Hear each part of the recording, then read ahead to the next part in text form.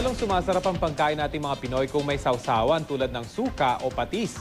Pero ang mga Kapampangan may sarili raw sausawan na hinaluan pa ng alak. Alamin kung ano yan sa balitang hatid ng kapuso nating si Michael Daes. Toyo, patis, suka, mga luma na yan.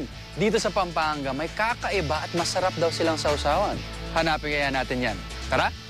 Tara! Tagilo ang tawag ng mga Kapampangan sa kanilang sausawang binurong hipon.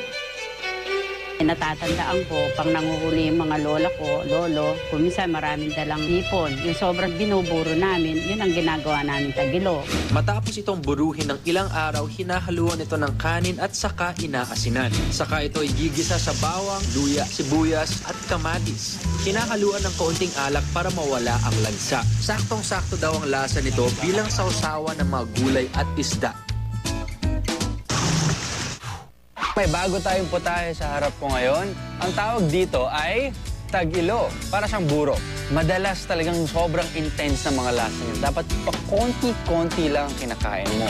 Pero syempre, para malasahan talaga natin, hindi natin gagawin yun. Kumuha tayo ng marami, mas lasahan natin. Maalat, na maasim, tapos biglang sumusulpot-sulpot yung lasa ng hipon. Okay, huwag niyong gawin yun dahil hindi kinakain ang tagilo ng ganun. Pa konti-konti lang, isa siyang sausawan.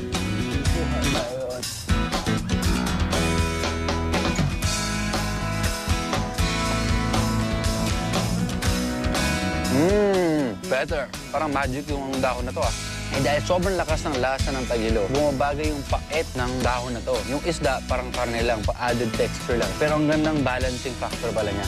So, I learned something new today. Dahil napapalibutan din ng ilog ang Pampanga, marami sa kanila na pangingisda ang kinabubuhay. Kaya naman para hindi masayang ang mga hindi nabiling panindang isda at hipon, naisipan nilang iburo ang mga ito. Sa ganitong paraan, hindi agad masisira at pwede pa nilang gawing ulam o di kaya sausawan. Saktong sausawan ng tagilo dahil lahat ng paborito nating lasa, mahanap natin doon.